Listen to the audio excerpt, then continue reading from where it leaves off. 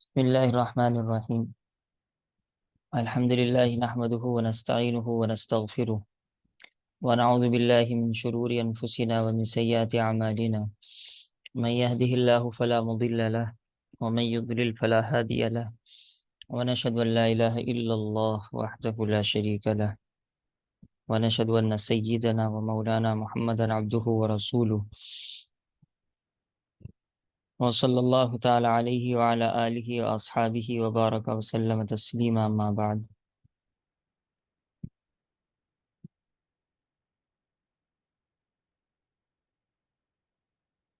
تواضع نبوی، یعنی آپ صلی اللہ تعالیٰ علیہ وسلم کا تواضع کرنا.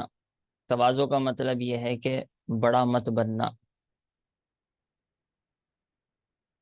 چھوٹا بننا، چھوٹا بن کر رہنا. ابن عدی ام المومنین حضرت عائشہ رضی اللہ تعالی عنہا سے روایت کرتے ہیں کہ ایک مرتبہ حضرت صلی اللہ تعالی علیہ وسلم گھر سے برآمد ہوئے، یعنی باہر تشریف لائے، تو آپ نے جسم مبارک پر صرف ایک ہی کمبل اوڑھا ہوا تھا جو کسی جگہ سے پھٹا ہوا تھا. اب ہم میں سے کوئی سوچ بھی نہیں سکتا پھٹا ہوا کپڑا پہننا. یہ بات تو بار بار آ چکی ہے کہ زیادہ تر عرب میں اس ٹائم احرام چلتے تھے. احرام میں آپ کی آسانی کے لیے بتلا رہا ہوں، یعنی بس دو چادریں، ایک چادر نیچے باندھ لی اور ایک چادر اوپر اوڑھ لی. کبھی کبھی سلے ہوئے کپڑے پہنتے تھے، تو کبھی کمبل سے، مثال کے طور پر سردی اگر ہو رہی ہے تو یہ پہن لیا، اوڑھ لیا. ایک بدو نے آپ سے پوچھا کہ آپ اس قسم کا لباس کیوں پہنتے ہیں، یعنی ایک معمولی حیثیت ہے. فرمایا اپنے اندر احساس بڑائی کو ختم کرنے کے لیے. یہ حدیث کہاں ہے؟ تو آپ اس سے اندازہ کر سکتے ہیں کہ یہ جو کہتے ہیں کہ ہم بڑے بڑے کپڑے پہننا چاہتے ہیں اور اعلیٰ درجے کے زیور پہننا چاہتے ہیں، لیکن ہمارے دل میں بڑائی نہیں ہے، تو بھائی اللہ جانے یہ صحیح کہاں تک بات ہے. دیکھیے حدیث میں تو یہ کیا آ رہا ہے. یہ میرے خیال میں دھوکہ ہوتا ہے شیطان کا، کہ آدمی اپنا آپ کو سدھارنا ہی نہیں چاہتا، اور یہ کہتے ہیں نہیں نہیں ہمارے دل میں کوئی بڑائی نہیں ہے، یعنی یہ ایسے ہیں کہ بالکل فرشتے ہیں. تو جو یہ کہہ رہا ہے نا میرے دل میں کوئی بڑائی بڑوئی نہیں ہے، تو اب اس کا مطلب ہے اور کام ایسے کر رہا ہے، تو یہ دھوکہ ہوتا ہے اور کچھ نہیں ہوتا.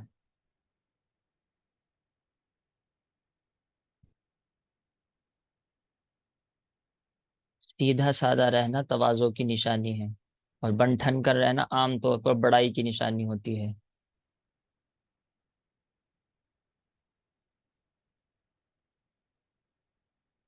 ابو الحسن بن ضحاک حضرت ابو سلمہ بن عبد الرحمن بن عوف سے روایت کرتے ہیں کہ انہوں نے فرمایا کہ میں نے ابو سعید خدری رضی اللہ تعالیٰ عنہ سے پوچھا کہ آپ لباس، مشروب یعنی پینے کی چیز، اور کھانے کے متعلق کیا فرماتے کہ کیسا ہونا چاہیے. انہوں نے فرمایا بھتیج اللہ کے لیے جو چیز ملے کھاؤ پیو سواری کرو، البتہ جس شے یعنی جس چیز میں ذاتی حرص، یہ ذاتی مدح کا جذبہ یا ریاکاری یا سنورنے کا جذبہ پیدا ہو جائے، وہ گناہ اور اسراف ہے. یہ بہت اہم بات بتلائی ہے. ایسا ہوتا ہے کہ آپ کو مہنگے مہنگے کپڑے اور اچھے گھر میں رہنے کا موقع مل سکتا ہے، اور اچھی گاڑیوں میں گھومنے کا موقع مل سکتا ہے، تو یہ کوئی ناجائز نہیں ہے، یہ کوئی تکبر نہیں ہے. البتہ ایک تو تمنا اور لالچ نہ ہونا چاہیے، میں تو مہنگے ہی سوٹ پہنوں گا، یا یہ سوچنا کہ میری تعریف ہونی چاہیے، وہ بڑے گھر کا آدمی ہے بھائی، بڑے گھر کی اور بہو ہے، اس کا جذبہ نہ دل میں نہ ہونا چاہیے. دکھاوا کہ لوگوں کو دیکھے پتہ تو لگے کوئی چھوٹے موٹے آدمی نہیں ہے، الگ ہی کپڑوں سے اور چال سے اور جیولری سے اور موبائل سے اور کار سے اندازہ ہو جائے. سنورنے کا، بن ٹھن کے رہنے کا، یہ سب ہے تو یہ غلط ہے. یہ سب یہ صحابی فرما رہے ہیں ابو سعید خدری رضی اللہ تعالیٰ عنہ. بہت اچھی طریقے سے چیک کرنا چاہیے عورتوں کو ان چیزوں کو. میرے خیال میں تو شاید ہی کوئی عورت ان سے بچ جائے، یعنی اس کے پاس اچھے کپڑے اور اچھے چیزیں ہوں پھر ان چیزوں سے بچ جائے، تقریباً بہت مشکل ہے.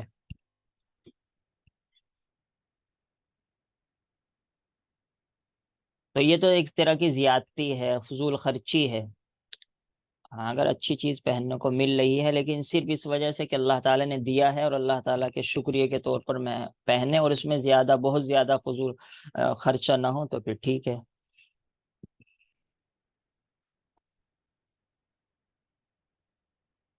فرمایا اپنے گھر میں اپنا کام خود کر لیا کرو۔ اب اصل میں یہ ہے آگے کہ جیسا کہ حضرت صلی اللہ تعالی علیہ وسلم کیا کرتے تھے، تو یہ اصل کیونکہ مرد کو کہا ہے، کیونکہ عورتیں تو کرتی ہیں اپنا گھر کا کام، کیوں مرد گھر کا کام کرے گا، اس کا مطلب ہے یہ تواضع ہے۔ حضرت صلی اللہ تعالی علیہ وسلم بعض اوقات اپنے اونٹ کو بٹھاتے تھے، یعنی اونٹ کو روکنا بٹھانا اس میں بہت کلاکاری بھی چاہیے اور ٹائم بھی چاہیے۔ اب یہ نہیں ہے کہ باقاعدہ بھائی کوئی خادم آئے گا اس کو اونٹ کو بٹھا رہا ہے، جیسے بہت سے لوگ ہر چیز میں خادم چاہتے ہیں کہ چپل بھی دوسرے اٹھائیں اور یہ بھی وہ کریں۔ ایک ہوتا ہے کوئی اٹھا لے چپل، تو یہ کوئی تواضع کے خلاف نہیں ہے، ایک یہ کہ دل میں یہ ہو کہ میری چپل اٹھائیں، یہ تکبر ہے۔ دونوں میں فرق چلنا، ورنہ بزرگوں کے ساری دنیا چپل اٹھاتی ہی ہے۔ اسے رسی سے باندھ دیتے ہمارے حضرت مولانا عاقل صاحب، لوگ ان کی چپل اٹھاتے ہیں، لیکن میں نے ایسے بھی دیکھا بعض مرتبہ پتہ نہیں کیا ہوا کہ کسی کو چپل اٹھانے کا موقع نہیں ملا، خود گئے چپل اٹھا کے آگے چل دیے، یعنی کسی کی طرف دیکھا بھی نہیں، انتظار بھی نہیں کہ آج میری چپل کیوں نہیں اٹھائی گئی۔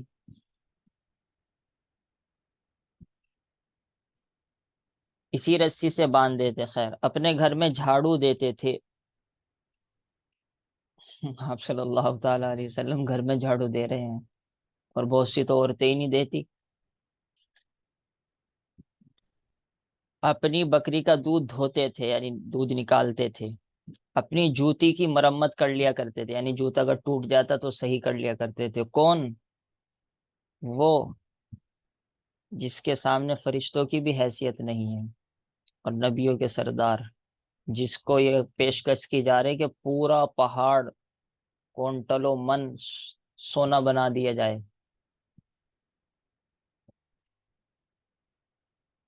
یہ ہے تواضع۔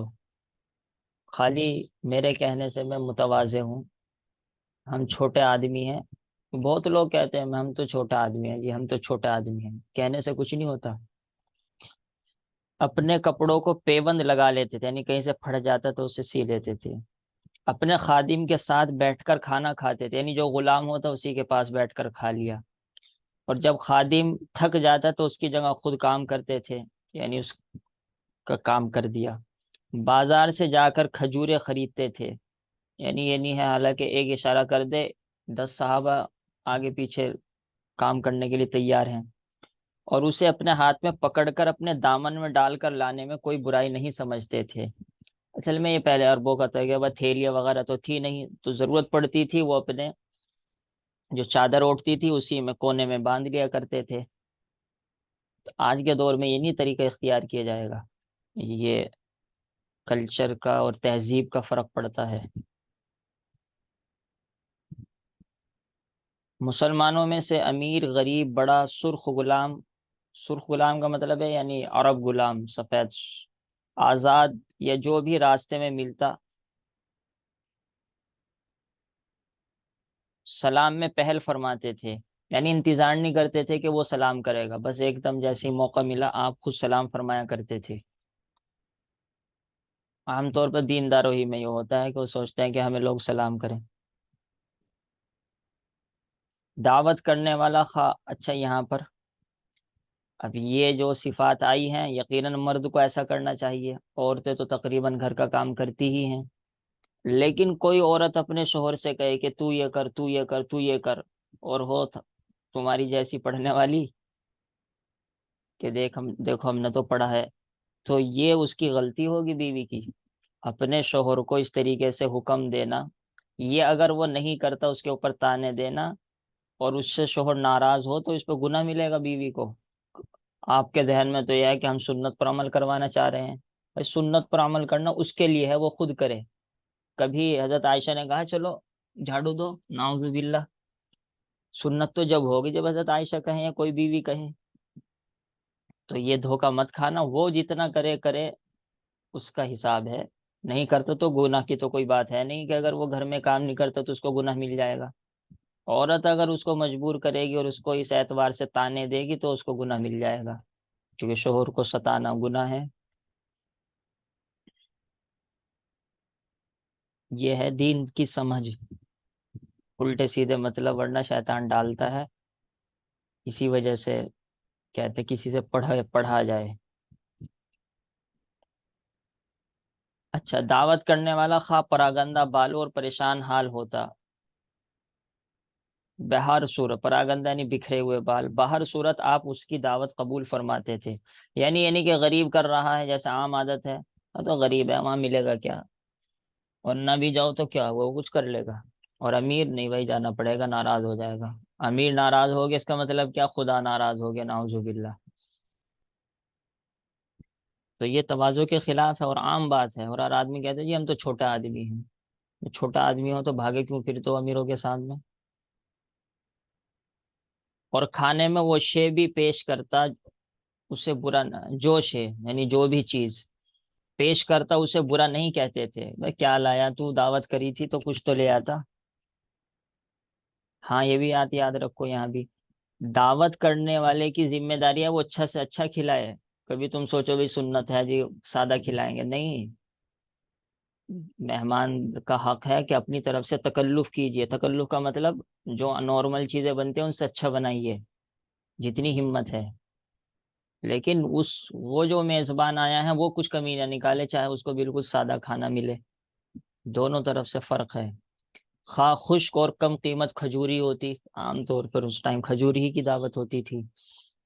شام کا کھانا کھا کر صبح کے کھانے کے لیے خوراک بچا کر نہ رکھتے تھے. وہاں اتنا ملتا ہی نہیں تھا کہ آپ بچا کر رکھتے. اسی وجہ سے حضرت مولانا طاری جمیل صاحب کہتے ہیں کہ باسی نہیں کھاتے تھے. تو اب بات اصل میں یہ ہے کہ وہ باسی بچتا ہی نہیں تھا. وہاں کہاں اتنا کھانا تھا، جتنا ہوتا تھا وہی کھا لیا کرتے تھے. باقی اس طریقے کی کوئی صراحت نہیں، مجھے نہیں پتا.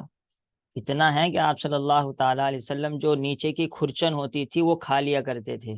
اس سے بھی یہ بھی تواضع کے اندر بیان کیا جاتا ہے. تو اس سے معلوم ہوتا ہے کہ اگر باسی کھانا ہو تو وہ بھی کھا لینا چاہیے، یہ تواضع کے قریب ہے. لیکن باسی کھانے کے بارے میں صراحتاً مجھے کچھ نہیں معلوم ہے کہ باقاعدہ آپ کھاتے تھے کہ نہیں کھاتے تھے. وہ یہ کہ وہاں مل ہوتا ہی نہیں تھا باسی، وہ ایک ہی ٹائم کا پورا ہو جائے تو غنیمت ہے. اور صبح کا کھانا کھا کر شام کے لیے کچھ اٹھا کر نہ رکھتے تھے. اور یہ بھی وجہ تھی اگر کچھ بچ جاتا وہ غریبوں کے یہاں بھیج دیتے، ہماری طرح نہیں کہ فریج میں رکھتے چلے جا رہے ہیں. اور پھر دیتے بھی کب ہے جب کہ وہ اس کے سڑنے کی امید ہو جائے، یہ اپنا دل بھر جائے.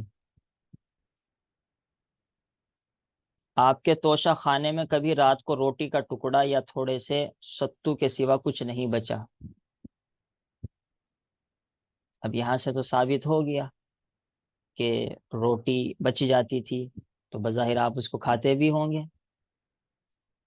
تو اگر باسی کھانا ہو تو اس کو کھا سکتے ہیں. یہ جو چل گیا کہ باسی نہیں کھایا کرتے تھے، عام عادت یہی تھی، وہ باسی بچتا ہی نہیں تھا. لیکن اگر بچے اور یہ سوچ کر کے نہیں باسی نہیں کھانا چاہیے، یہ غلط بات ہے.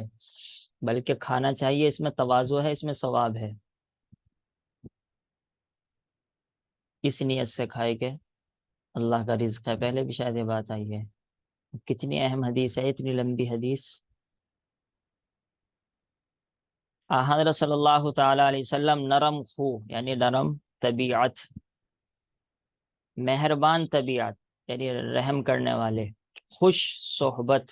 خوش صحبت کا معنی ہے یعنی جس کے ساتھ رہتے اس کے ساتھ اچھائی کے ساتھ رہتے، اس کے ساتھ خوش رہتے. خندہ رو، پیشانی پر ہنسی رہتی تھی. ہنسی کا مطلب مسکراہٹ. آپ ہنستے تو بہت کم تھے. ہنسنا ہوتا ہے آواز کے ساتھ، آواز کا آنا، اور مسکرانا بغیر آواز کے. اور بہت زیادہ تبسم کرنے والے تھے. تبسم مسکراہٹ سن سن کر اور پڑھ پڑھ کر ہی مزہ آتا ہے. اب جن لوگوں نے دیکھا ہوگا ان کے کیا ہوتا ہوگا. مگر ایسا کہ اونچی آواز میں قہقہ بلند نہیں کرتے تھے، یعنی ٹھٹے مار رہے ہیں جسے کہتے ہو. بہت سی تو عورتیں ٹھٹے مارتی ہیں اور مرد باہر بیٹھے ہوئے ہیں، انہیں اتنی بھی اب کیا کہوں تمیز نہیں ہے یا شرم نہیں ہے، یہ عورتیں جانے۔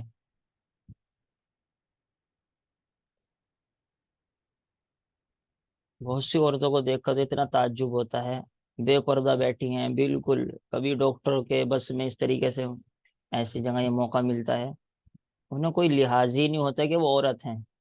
اور یہ کہاں سے نکلی شرم؟ یہ نکلتی ہے کالج سے، یا پھر گھر کا ماحول بالکل آزاد ہو۔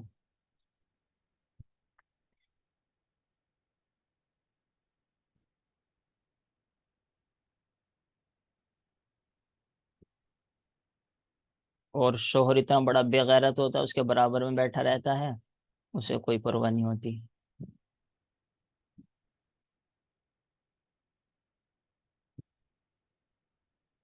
آپ خوف خدا سے غمگین اور متفکر رہتے تھے، ہاں یہ بھی ہے۔ دیکھو ہمیشہ ایک بات یاد رکھو، بس یہ ذہن میں بٹھانا ہے کہ قرآن حدیث میں جو بھی آئے گا وہ سب پر عمل کرنا ہے۔ اب کسی چیز کے مزاج میں تھوڑا ہنسی مذاق ہوتی ہے، وہ یہ تو اس کے سمجھ میں آ گئی بات ہے، یہ والی سمجھ میں نہیں آئے گی کہ اللہ کے ڈر سے رونا، اللہ کے ڈر سے غمگین رہنا، یہ وہ نظر انداز کر کے چلا جائے گا۔ اور جس کے در میں تھوڑا رونا دھونا ہوگا، وہ یہ سمجھ میں آ رہا اس کے، اور اوپر کا وہ نظر انداز کر کے چلا جائے گا۔ یہ بہت بڑا دھوکہ ہے انسان کا اور نفس کا۔ بھائی دونوں ہیں، دونوں پر ہمیں عمل کرنا ہے۔ اور بڑے بڑے نیک لوگوں میں اس میں کمی ہوتی ہے کہ جیسا ان کا مزاج ہوتا ہے بس ویسے تو وہ چلتے ہیں، اور جہاں مزاج کے خلاف ہو تو وہ ایک دم زیرو ہو جاتے ہیں۔ آپ خوف خدا سے غمگین اور متفکر رہتے تھے، متفکر سوچ میں، اب کیا سوچتے ہوں گے وہ تو اللہ تعالیٰ جانتے ہیں، لیکن جیسے ہمیں تھوڑی بہت معلومات ہے، تو مثال کے طور پر یہ سوچنا کہ ہم اپنے بارے میں سوچے کہ گناہ ہو گیا اب اس کا کیا ہوگا، اللہ تعالیٰ اگر ناراض ہو گیا تو کیا ہوگا، میں نے اللہ کا حق ادا نہیں کیا تو کیا ہوگا، آخرت میں میرا ٹھکانہ کیا ہوگا۔ اور جب اسلام کی حمیت میں غصہ آتا تو سخت غصہ آتا تھا۔ اب یہ ہے جو نرم مزاج ہیں وہ سوچتے ہیں کہ کہیں غصہ کرنا ہی نہیں ہے۔ حمیت اسلام کی بنیاد پر، اسلام کی حفاظت میں، جیسے کافروں الٹی الٹی حرکتیں کرتے ہیں وہاں غصہ آنا، مگر اس میں بھی گالی گلوچ اور دوسروں کو برا بھلا کہنا شامل نہیں ہوتا تھا، یہ نہیں کہ الٹی سیدھی گندی باتیں کرنی شروع کر دی۔ آپ بہت زیادہ تواضع پسند تھے، اب یہ تواضع آپ کی سمجھ میں آ گیا ہوگا، یہ جو خاص طور پر اس سے پہلی حدیث میں تھا کہ یہ کرتے تھے وہ کرتے تھے یہ کرتے تھے، یہ ہے اصل تواضع۔ مگر اس تواضع میں اپنے آپ کو ذلیل نہیں کرتے تھے، یہ بھی بات ہے کہ بعض مرتبہ ایک غریب آدمی امیر کے سامنے بالکل ایسا جھک جاتا ہے جیسے نعوذ باللہ اللہ کے سامنے جھکتا ہے، تو یہ تواضع نہیں، یہ چاپلوسی ہے، اور اپنے آپ کو ذلیل کرنا یہ بھی جائز نہیں ہے۔ درمیانی درجے سے رہنا چاہیے، یہ تھوڑا ہی ہے کہ آدمی اپنی عزت کھو دے۔ آپ بہت زیادہ سخی اور فیاض تھے، فیاض بھی اسی کو کہتے ہیں، سخی کے معنی مال خرچ کرنا، مگر فضول خرچ ہرگز نہیں تھے۔ فضول خرچی تو اپنے اوپر ہی ہوتی ہے، دوسرے کے اوپر تو چاہے 1 لاکھ روپے لٹا دیجئے، اسے تو کوئی فضول خرچی نہیں کہا جائے گا۔ دوسرے کا مطلب ہے صدقے میں، ہدیے میں۔ اگر بیوی پہ لٹاؤ گے، جیسے کہ نوجوان پاگل ہوتے ہیں، بلکہ بیوی تو وہ بعد میں بنتی ہے، شروع ہی میں لٹاتے ہیں، وہ تو رشوت بھی ہے، فضول خرچی بھی ہے، ناجائز ہے ہر طریقے سے۔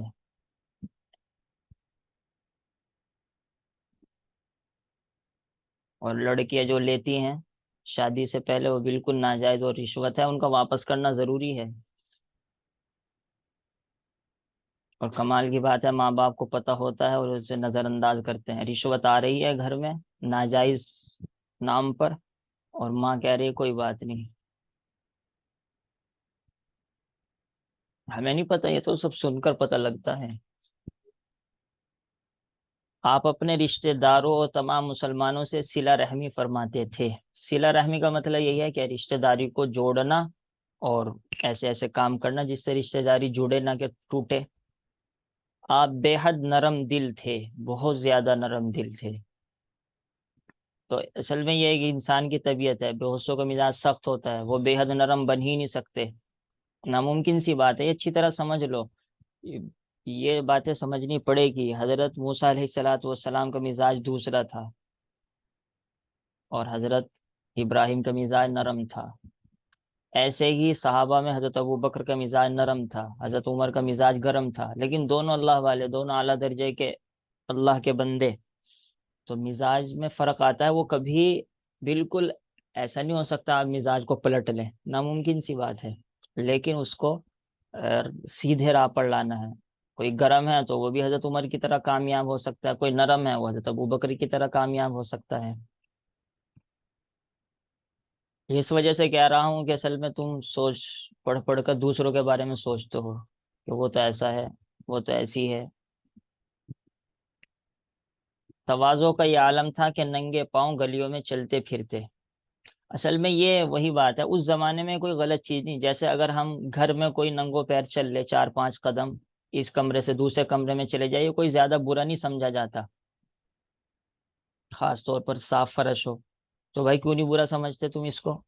جی سمجھتے نہیں برا. اور باہر گلی میں اگر کوئی پھرے کہ جی یہ تو غلط ہے، کیوں غلط ہے؟ کہ بس کہ بس تو ایسے ہی یہ جو ہم کہتے ہیں کہ تو بس چلا آ رہا ہے، تو ایسے ہی وہ عربوں کا مزاج تھا، وہ طریقہ تھا. لیکن آج کے دور میں کوئی ایسا نہ کرے، کیونکہ آج کے دور میں اگر وہ کرے گا تو نعوذ باللہ اس کی لوگ مذاق اڑائیں گے. اور خدا نخواستہ اگر اس نے یہ کہہ دیا کہ میں نے کتاب میں پڑھا ہے تو نبی کا طریقہ ہے، تو پھر تو بہت ہی بڑا خطرہ ہو جائے گا. لوگ آپ صلی اللہ تعالیٰ علیہ وسلم کو بھی برا سمجھنے لگ جائیں گے، یہ ناجائز ہو جائے گا بالکل اگر کوئی اس طریقے کو غلط سمجھے گا. تو اس وجہ سے ایسی سنتوں پر عمل نہیں کرنا چاہیے سب کے سامنے، جس کی وجہ سے نعوذ باللہ سنت کو حقیر سمجھا جائے، کیونکہ لوگ تو پاگل ہیں. یہ بہت سمجھ کی بات ہے، ذرا اس کے اوپر توجہ کی جائے. جو زیادہ دیندار ہوتے ہیں وہ ان سب چیزوں کو دیکھتے نہیں، اور پھر نعوذ باللہ دین کو بدنام بھی کرواتے ہیں وہی.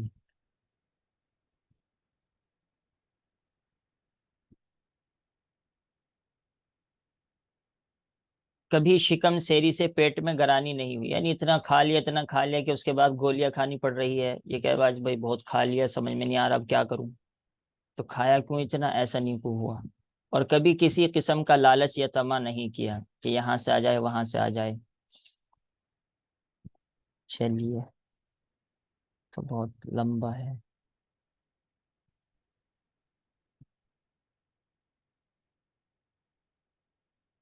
سبحان اللہ. سمجھ میں آ گیا آپ حضرات کے؟ ہاتھ اٹھائیے.